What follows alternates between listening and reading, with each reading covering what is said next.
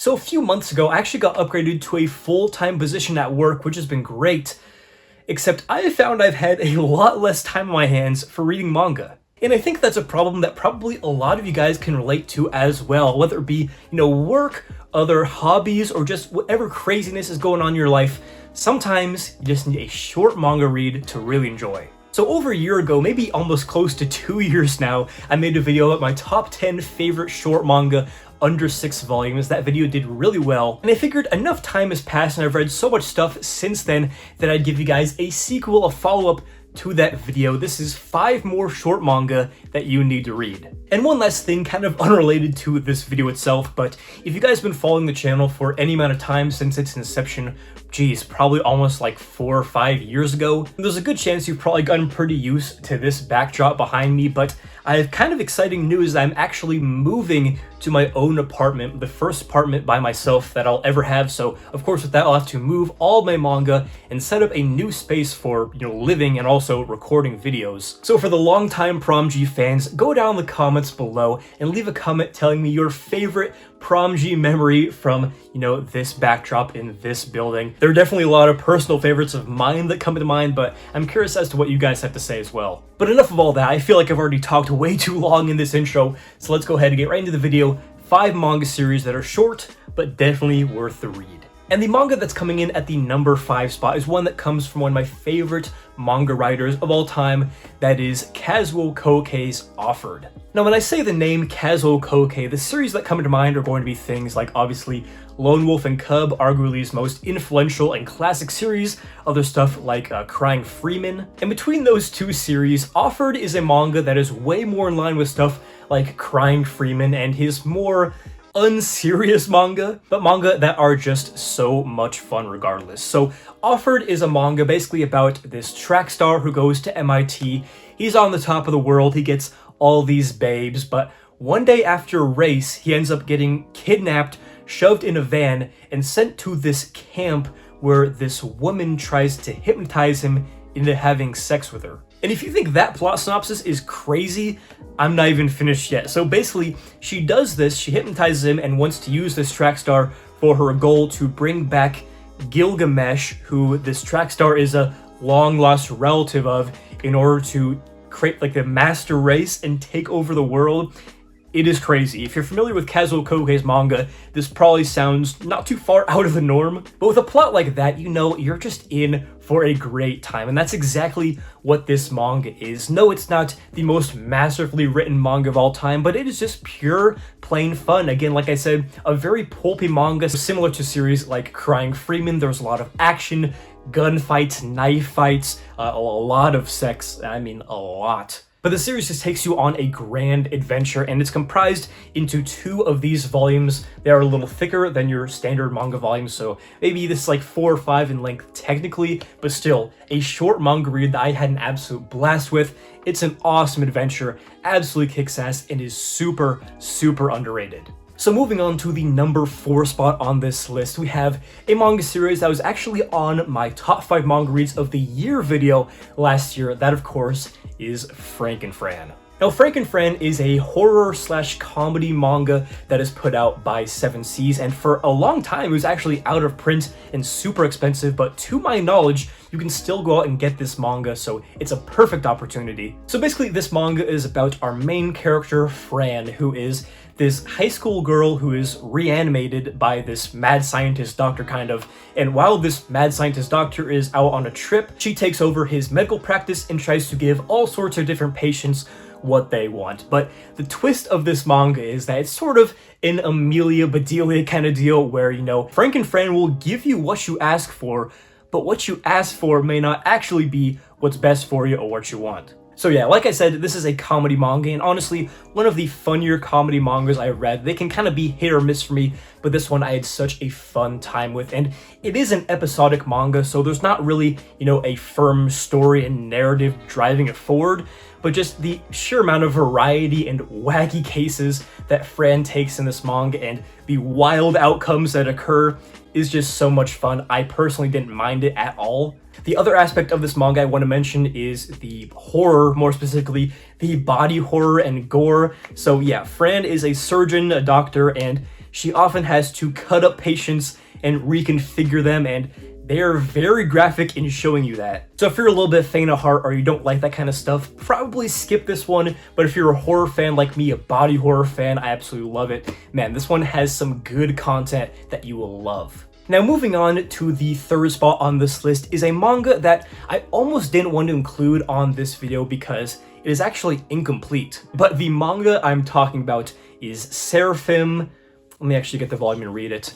Seraphim 266613336 Wings. Now this manga is actually the result of collaboration between two of the most legendary anime directors of all time. We have Mamoru Oshii, who did Ghost in the Shell, and Satoshi Kon, who most famously made Paprika, but also a bunch of other stuff. And I'm just gonna keep it real with you guys. This manga is not gonna be for everyone. First off, it's incomplete, doesn't have an official ending, but it's also super politically heavy, dense with material, so if that's scaring you off, maybe don't choose this one. But I gotta say, when I personally was reading this manga, I was absolutely hooked. It was right up my alley. The manga takes place in this sort of dystopian world where there's this plague going on called the Angel Plague, and basically anyone who catches it has severe hallucinations, memory loss, and eventually starts sprouting wings out of their back. It's a really grisly plague, has like a 60% infection rate, so it is a huge crisis, and basically this scientist, I believe, and this magi go to this Asian city where it's running rampant with this little girl who seems to possibly hold the key to curing the disease. I also forgot to mention they bring along this very cute basset hound dog. I mean, just look at him. Absolutely adorable. So yeah, this manga is by no means an easy read. It's definitely pretty dense and information heavy at times,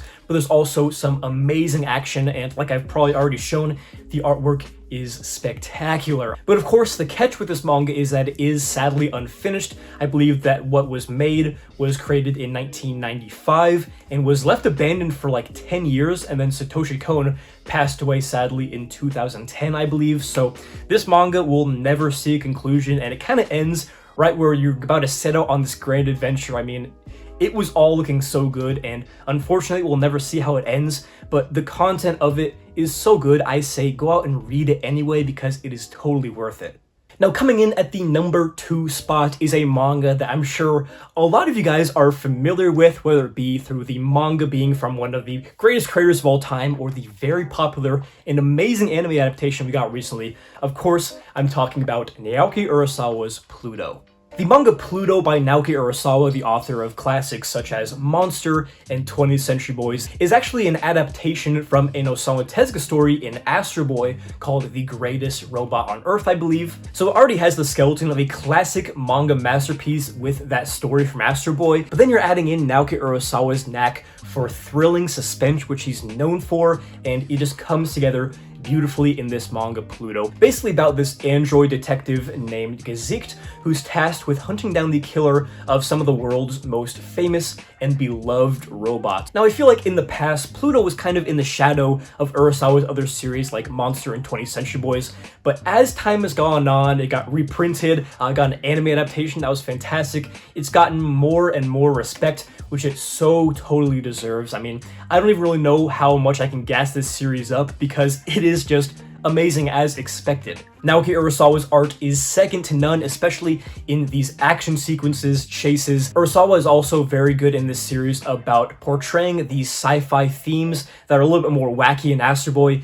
in a very real, human, grounded way in his own telling. Of course, the suspense and mystery are just top tier, and there are also a bunch of emotional moments in Pluto. This is one of the only series to actually make me like cry full tears, which is very rare, but man, this series is just spectacular. And if you don't want to read it, you want to watch the anime, go ahead as well. It's a fantastic adaptation on Netflix. But either way, I'm begging you guys, if you've not already, hop on the train, check out Pluto. It is a fantastic sci-fi manga that I cannot recommend enough. And last but definitely not least, coming in at the final spot on this list, we have an Osamu Tezuka classic, my personal favorite manga, and this is one of my favorites from him. I'm talking about Princess Knight.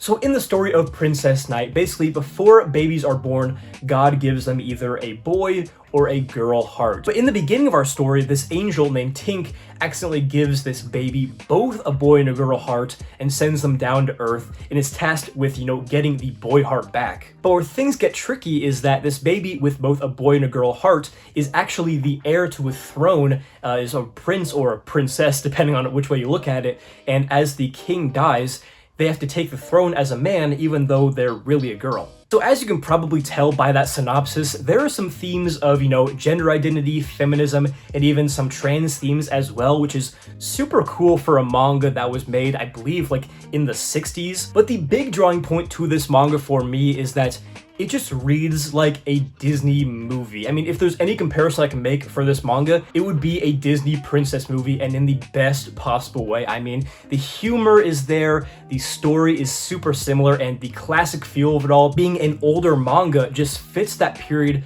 so well. So if you like Disney, I would highly recommend this manga just for that feel alone. So if this sounds like a manga you'd be interested in, I would say don't be scared off by how it's older and the art style doesn't look like manga does nowadays, because it's beautiful in its own right and it's a classic for a reason. The Princess Knight, all these years later, is still worth your time, and being such a short manga, there's no reason not to give it a try. Anyways, guys, that is going to do it for this video, giving you guys 5 manga recommendations under 8 volumes so you can read them real quick and have a great time doing it. Hopefully you enjoyed this video. If you did, make sure to leave a like and subscribe for more manga videos just like this. So yeah, this has been ThePromG. Hopefully you enjoyed the video, and as always, hope to catch you in the next one.